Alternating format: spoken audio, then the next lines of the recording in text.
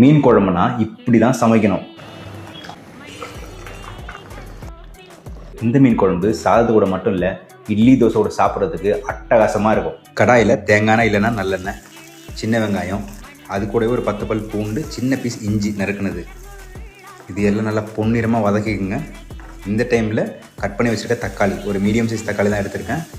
கல்லுப்பு போட்டிங்கன்னா தக்காளி சீக்கிரமாக கரைஞ்சிரும், அதனால் கல்லுப்பும் போட்டு தக்காளி நல்லா கரைஞ்சதுக்கப்புறம் அதில் வந்து 1/2 டீஸ்பூன் அளவு மஞ்சள் தூள், 4 டீஸ்பூன் அளவு காஷ்மீரி மிளகாய் தூள், பச்சை வாடை போகிற வரைக்கும் வதக்கிக்குங்க.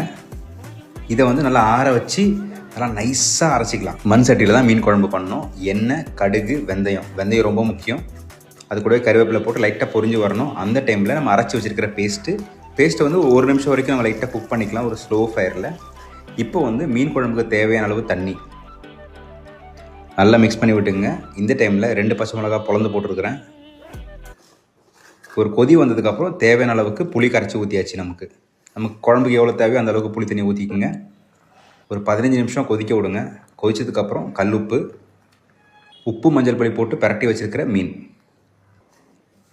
கவர் பண்ணி ஒரு 10 நிமிஷம், அவ்வளோதாங்க. கம்மன்னு மீன் குழம்பு ரெடி.